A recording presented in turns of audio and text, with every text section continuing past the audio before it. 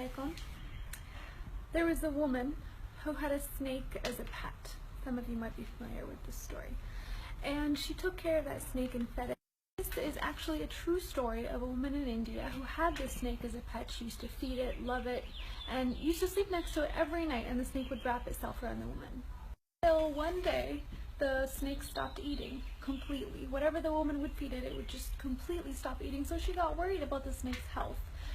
She didn't know what to do. Surprisingly, the vet asked the woman, "Does this snake sleep next to you?" And the woman was like, yes, it does. It wraps itself around me every night. The vet actually went on to tell her something shocking.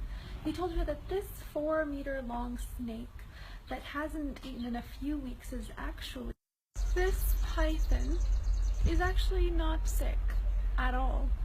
It's just preparing to eat you.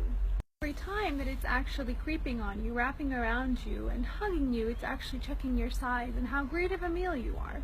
Because it must be prepared before the attack. And yes, it doesn't eat so that it can have more space in order to digest you properly.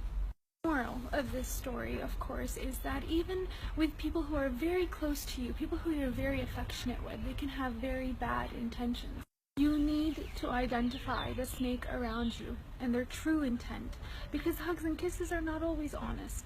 But because of the pure intentions that you and I might have, it might actually be very difficult to distinguish that snake around you. But it's actually very simple, and I'll tell you exactly how. In Surah Al-Kahf, verse 28, it says, "And keep yourself patient around those who call upon their Lord in the morning and the evening, seeking His countenance. And do not let your eyes pass beyond them because of desiring adornments of the worldly life. And do not obey or be with the ones whose hearts have been made heedless of the remembrance of God, and who only follow their own desires, and whose cases have gone beyond all bounds." This verse basically means is that we should stay away from those who don't have the ability to restrain themselves from doing the things that God has prohibited us from doing. Simple things like cheating or lying or backbiting. If they haven't done it to you, your turn is definitely coming, and you get my point. And may God always protect us from any evil and keep us around those whom He loves and do the things that He loves and approves of always.